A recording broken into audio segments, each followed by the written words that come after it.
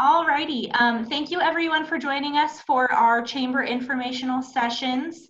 As you see, my name says Amy McGuffin. I am not, I am Gemma Hollingsworth over at the Chamber of Commerce.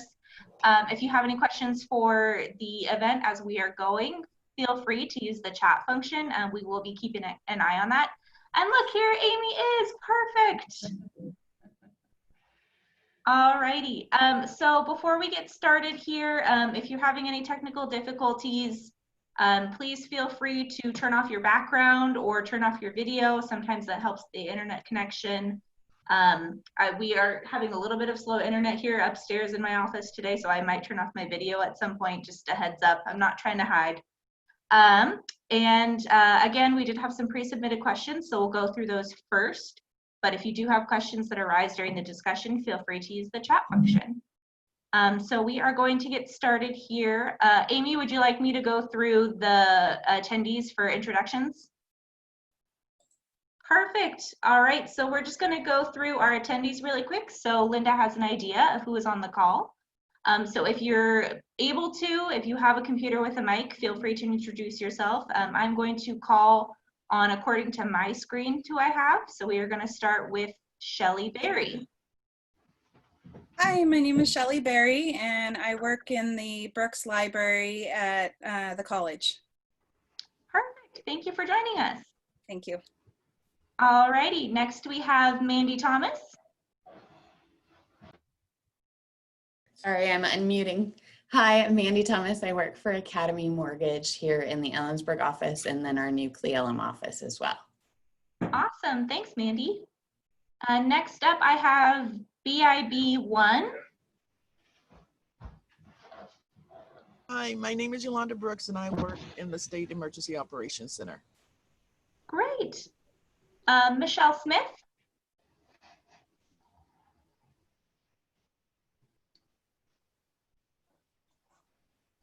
It looks like she might be having some mic troubles.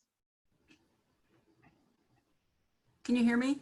Yes, we can. Okay. Hi, I'm Michelle Smith and I work with the South Central Workforce Council. Thank you for joining us, Michelle. Next up is Laura Hollingsworth.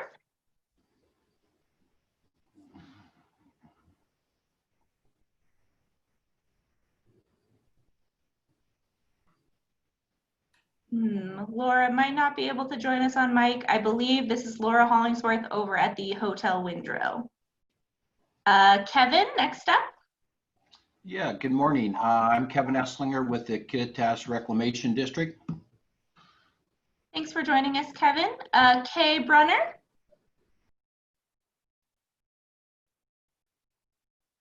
KBH. Hi, Kevin. in the chat. Perfect.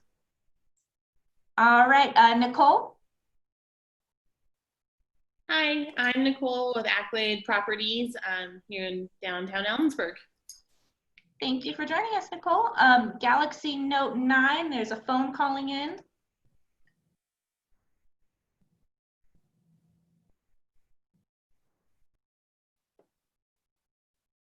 All right, if you're able to use the chat function, feel free to introduce yourself there.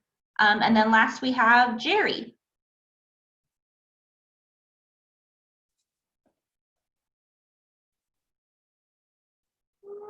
Seems we are having some mic difficulties this morning. All right, well, as folks join in, we might not be able to stop the call and introduce them. Feel free to use the chat function, let people know who you are. And with that, I am going to pass it over to Linda for introduction. Wonderful. I'm Linda Schockler, and I am a member of the Chamber Board and the Chamber Executive Committee, and I work at CWU. I am the Chief of Staff in the President's Office, and that includes government relations. And I also am the Secretary to the Board of Trustees, and you know, all other duties as assigned. Perfect. Well, thank you, Linda. Thank you so much for joining us on this call today. The purpose of these is just to get our community as informed as possible going through COVID-19 and processing things in the future. Amy, would you like to do the questions today? You're on it, Gemma. Go ahead. All right, perfect. I am going to start with the pre-submitted questions so far. We did give these to Linda in advance, so she had time to look up any answers that she might not know off the top of her head. So the first one we have going on is, how does Central plan to advertise to potential students when they cannot visit the school for a tour? Sure. So we have many ways of advertising for students, but whoever submitted this knows that tours are a really important part of what we do. We're actually going to open up individual family tours, face-to-face tours on July 1, and we'll do those twice daily. We also, and they'll be masked up and you know, 6 feet apart and so on, but they're family groups. We'll also have and have been continuing to have individual online meetings with advisors. There's an online real-time face-to-face Q&A and all kinds of other virtual strategies. And then of course, lots of use of Twitter and Facebook and Snapchat and anything else you can think of, let me know, because if we're not using it, I would be surprised. So. Does that answer the question? If please feel free to follow up. Let's have, you know, if I know the answer, I'm more than likely to tell you, even if I shouldn't. Hi, Jerry. Perfect, thank you. All right, next one. How do you plan to host orientation for incoming freshmen? So we have a sort of a two-part way of doing that. We're going to have a very strong virtual part before they come to campus. And then we'll do short face-to-face meetings with students after they're here. But none of the good old-fashioned, as of last year, overnight trips. There's not going to be any face-to-face piece for parents. Perfect, thank you. Yep. All right, question 3. Can you further explain your decision to push the start of fall quarter to the beginning of the month? Sure. So we're hoping to avoid the convergence of flu season and COVID-19. I actually just heard this morning, the UW is predicting that the second spike in COVID that everybody already knows is coming will be late August. And the last thing we want is for those two things to happen at the same time. The other piece is to break the cycle of contagion. So many school districts in the state for years and years have had winter break around President's Day. And the reason that they started doing that was to get all of these sick kids away from each other and send them home, let them get better, and then bring them back. And so there's a little bit of that going on here as well. So the idea is to start September 9th. The quarter is exactly the same length. It's 51 days. They'll be out in time to go home for Thanksgiving. And then we'll start up winter quarter, at least this is the plan now, just at the usual time. And I should say that everything I'm telling you today may change tomorrow. This is definitely a snapshot. It's the best information I have right now. But we actually have, I did pull up, I have an oldie-timey computer screen with no camera or anything else on it on the other side of me. So if you are interested, I can tell you that we'll have the Labor Day holiday and students will move in over Labor Day weekend, the freshmen. Classes begin on the 9th, no school on Veterans Day.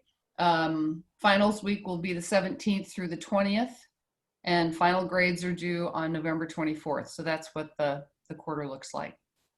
Okay, perfect. Yep. All right. This next one gets a little bit into how courses are going to run in the fall. How will you handle lab or in-class requirements for classes like science courses, performing arts courses, or phys ed courses? Right. Well, the order by the governor to put everything online spring quarter set us up well for fall. We didn't have any online labs as of the end of winter quarter. As you know, we extended winter break by 1 week, or spring break, I should say.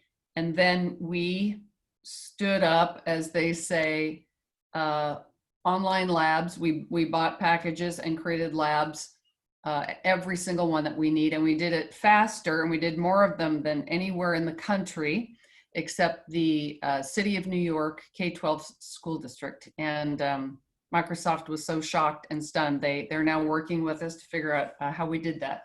If you know Andreas Bowman, who is our VP of Ops and one of the most efficient human beings you've ever met, you'll know how we did that. But faculty have been very creative in figuring out how to preserve our commitment to face-to-face instruction that is so important for so many students while observing the 6-foot rule. So they're doing things virtually, they're doing hybrid, so a little bit of face-to-face, and then they're doing some that's totally face-to-face. In some cases, half the class will meet in person, while half the class is doing something online, and then they switch.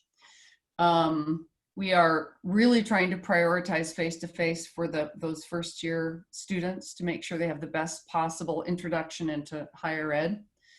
I was at the Social Nerve Center of Ellensburg yesterday, so Fred Meyer, and ran into one of our faculty members. I said, so how is it going? And he said, you know, I really miss my students and I miss teaching online, or I miss teaching face-to-face. He said, but I have to say, teaching online has created some really wonderful opportunities. I said, what are you talking about? And he said, well, we were talking about nuclear waste disposal. And one of the students in the class said, oh, my mom runs the nuclear waste facility in the state of Idaho. He said, oh my God, you're kidding. He said, no, she said, I'm sure she would love to speak with you. And they called her up on the phone, or maybe, I'm sure it was online, right? And had that in-person experience. He also was looking for, he was doing some research on a different topic, and I forget what it was, and he found a professor in England who was an expert on this, reached out to him.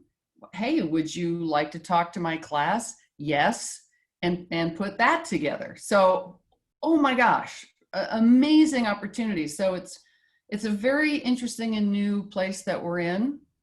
And I think faculty really have been creative and have really embraced it in a way that's remarkable, considering it sort of flipped our typical student experience.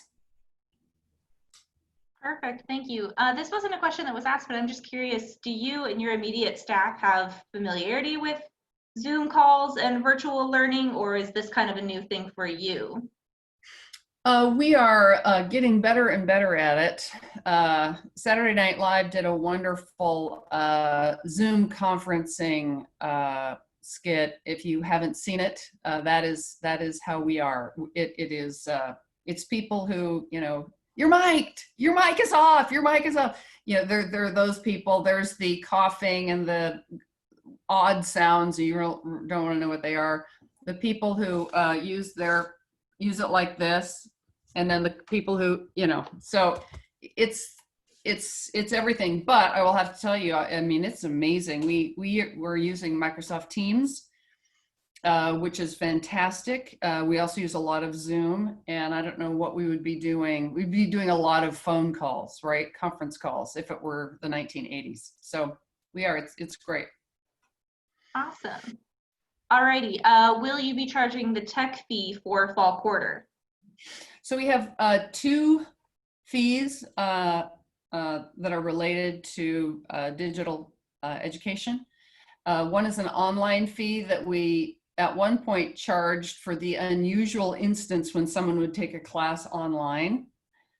We waived that for spring quarter. We haven't made a fee decision for this quarter, but now, since it is just what we do, I would be a little surprised if the online fee were charged. The tech fee is a state defined fee. It exists in RCW, state law, and the purpose of the tech fee is to fund anything that has to do with technology, so hardware purchases and so forth. So we will absolutely be charging that, and we'll just see about the online fee, but I would bet probably not. Yeah. All right. If the campus reopens in fall 2020, can students choose to stay home and attend online? Oh yeah, and it will open, and they've always had that option, and so absolutely yes. Perfect. Will you allow incoming first years to defer their admissions 1 year or 1 quarter if their families don't feel comfortable sending them in September? Of course, and we've never, I'm not aware of us ever in 125 years saying, admitting somebody 1 quarter and saying, no, you can't come next quarter. We are, our mission is outreach and the broadest possible service. So yeah, I'm sure that's fine. Perfect. Do you anticipate a dip in enrollment numbers in the year to come, and how will that affect your budget? So that is just a great question. And we don't know what the answer to that is. Actually, we don't really know that in any year until they show up. And I'm sad this is going to be recorded. So now my, my prognostications will be recorded forever. But we think right now, it's looking better than we thought. So last year we enrolled 2,130 freshmen, give or take. We graduated an abnormally high number of students last year, about 400 more. So we were already anticipating that overall enrollment would be a little bit lower. Our business model is a leaky bucket. So if we're really good, a whole bunch of students leave every 4 years or 5 years. And then we go out and get more. So we're hoping for 2,000 freshmen this year. That would be a huge win, I think. But I do think a lot more depends on what's going on with COVID. Nationally, research says that students are wanting to stay closer to home and avoid large urban areas. So that bodes well for us. So we will see. And then as to how that will affect our budget, we are a state institution, increasingly in name only. The students pay for about 70% of everything we do. It's basically a self-support. Increasingly, it's a business model. A service is provided and they pay for it. The state still provides a little bit of about 27% of our budget, operating budget. And thank God, that's great. About every 100 students generates about $700,000 in tuition, which pays faculty, and about $1 million plus, maybe $1.3 million. I haven't done that math precisely, in housing, dining, medical services, tutoring, any other service students need. That is covered in what they pay. The state, all of you know very well, we all know that this state is very reliant on a retail sales tax. And we all know what's happened to the retail sales environment since the closure of the economy.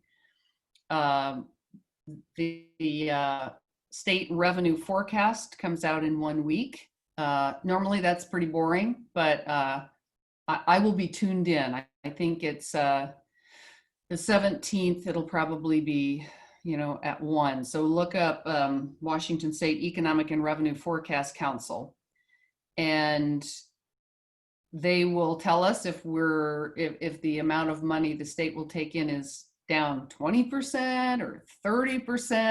And then that of course drives any kind of budget adjustments they need to make. So enrollment affects our budget for sure, but so does state decisions. They've asked us to create a plan to absorb a 15% budget cut. That's right around 10 million for us. And so we have done that. That is the reason, or one of the reasons, that we have decided to make significant workforce reductions over the summer, is really to prepare for whatever comes after that in the Great Recession. Starting in about 2009, I remember, because it was the first phone call the president got from the governor was, hey, I'm going to cut your budget by about, 15%. And then they came back and they did it again, and because they don't really know how quickly the recovery is going to happen. So we have a summer furlough in place, furlough program or FTE reduction. We're going to keep the campus closed on Fridays. So everybody is, just about everybody's working out. Instead of full-time, they're working about 80% time. There are a few people who have to work 100%, and guys who are running the boiler, and our communications staff who are preparing for all of the COVID materials and communication stuff. They'll also be working full-time. And we're hoping that helps in advance to help us save some money. That's one-time money. We really have to figure out how to adapt to a permanent reduction in funding. That 12%, or excuse me, $10 or $12 million cut is not a one-time cut. It's a cut to our ongoing budget. So I apologize for diving deep into the recesses, the vortex that is state budgeting. Happy to answer any questions about that. But so there you go. Those are all of the questions people submitted. That's right. We got through those fast. We did. I did just want to ask about your kind of safety plan. I know a facility such as yours has had probably 1,000 eyes on it. Can you talk a little bit about your sanitization plan for classrooms and for dorms? Oh, sure. We put together 5 teams, and each team has 20 teams. We really have a safety plan for every corner of the university. The university is like a little city, with a police force and medical care and, you name it, we've got it, anything students need. And each of them has a medical plan, or excuse me, a COVID plan. I started to summarize this because we will have to report it out and make it understandable to human beings. There is all of the surface sanitation that you would expect. We are buying masks by the case full. Anybody who comes on campus will be asked to wear a mask or some kind of face covering. We will require masks in classrooms. We are doing social distancing for every conceivable event. And it appears that temperature taking is a Fourth Amendment violation. So we are not doing mandatory temperature taking. There are literally, the academic plan alone, or the housing plan, is 50 pages. So we are going to ask the Board of Trustees at the end of June to authorize the plans. They'll all be posted, and then go forward and read, and we will again be happy to answer any questions about those. Perfect. Thank you. We did have a couple of the questions in the chat regarding sports. Any word on sports in the fall and Central football? Sure. So CWU is a member of Division II NCAA, Great Northwest Athletic Conference, and they will be deciding on June 30th. But I'm, again, snapshot today, prognosticating. I can't imagine how they're going to do that. For one thing, the Canadian border is closed. So one of our teams is in Canada. We'll find out. I believe Alaska has quarantine requirements, don't they? So some of your teams in Alaska. Yes. have So quarantine requirements. quarantine, travel restrictions, restrictions on face. And I noticed, I was trying to figure out if we can have a face-to-face board meeting in July. We can, but everybody has to be 6 feet apart and wear masks, even in phase 4. So, and I guess athletic teams do too. Yeah. So I said, well, you know, how about cross country? How about those people? But no, because they have to travel to Alaska and Canada. And so I would say we're not looking good for a season, but watch on June 30th and we'll see what NCAA says. Perfect, thank you. We did have a question in the chat regarding Bite of the Berg, and Amy did answer that in the chat. We are planning on having it. It will probably look similar to the farmer's market, but will depend on what phase we're in, and we'll have some safety plans in place for that. Right, yeah, exactly, yeah. Yeah. All right, that is it for our pre-submitted questions. Attendees, if you have any questions, please put those in the chat. Amy, is there anything else you would like to cover? Well, I just wanted to say, Linda, thank you very much for answering these questions. I know CWU has a lot of things on their shoulders when it comes to everything that you offer. I think one of the things that has always been a conversation piece, is there any extracurricular activities that you're having to evaluate that may not come back in the fall? Like how have you had to change any of your classes that you offered before and then you're not able to offer now? Just kind of curious if those are happening. Yeah, our hope is to provide as robust a student experience, student life experience, a residential campus experience as possible. And those will all be adjusted for the size of the group, social distancing, and some kind of face covering. So we will have residential life activities, but who knows what. And then music, theater, phys ed, they are all going ahead with those sort of phased class structures. You're online part of the time, you're face-to-face, some of it's virtual. It's really a hodgepodge, and that, you know, they've been very creative about it. So right now there's nothing we can't do in order to serve folks. Someone asked about dorm rooms or residence halls. We did discuss having single occupancy residence halls.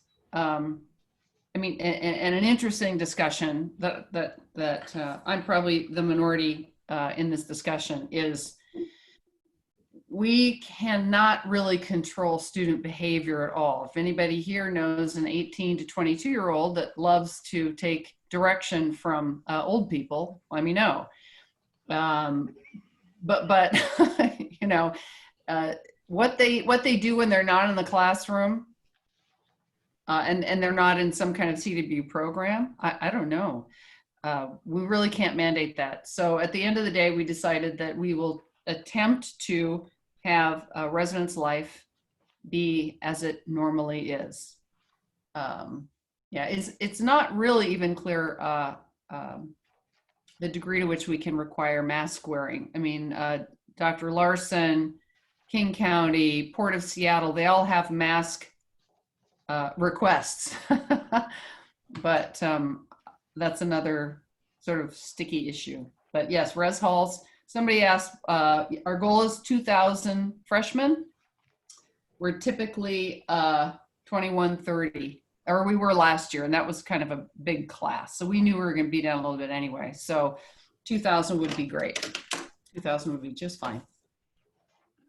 I think the other thing that I was going to ask today is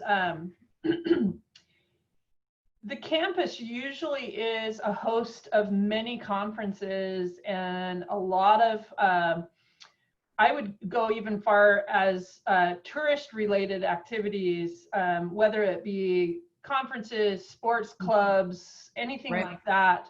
You know, how is the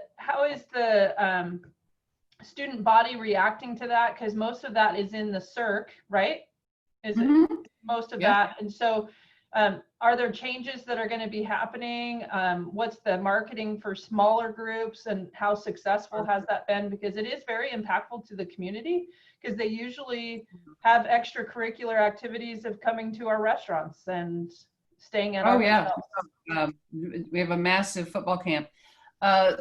Let's see, in no particular order, the events that are in the CIRC help pay for the CIRC. The CIRC was funded by students, and I can't use the CIRC without paying for it. I have to pay for it too. They charge everybody on campus and everybody anywhere because they're paying off a big giant bond debt. They've got a mortgage on that place.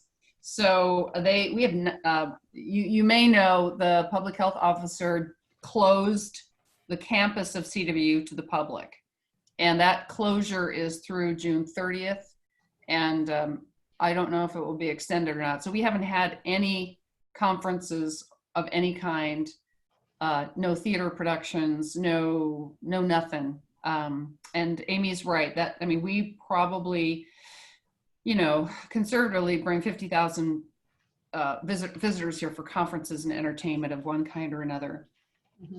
I don't anticipate that we will be able to do much more unless the groups are very small this fall. Again, if you look at phase 4, you can have over 50 people, but they all have to wear masks and be 6 feet apart. So that means every human needs 3,600 square feet. Is that what that means? Anyway, that's a big room. So, or you have everything on the football field. So does that answer your question, Amy? Yes, thank you. All right. Well, I am not seeing any other questions in our chat function. So it looks like we will be ending a little bit early today. Thank you all so much for joining us. Thank you, Linda, for answering all of these questions and for just being here to provide information to our community. We plan to host these kind of informational sessions every Wednesday and Thursday. Typically Wednesdays at 9:30 and Thursdays at 3, but schedules are crazy right now. So keep an eye on those. The times may change.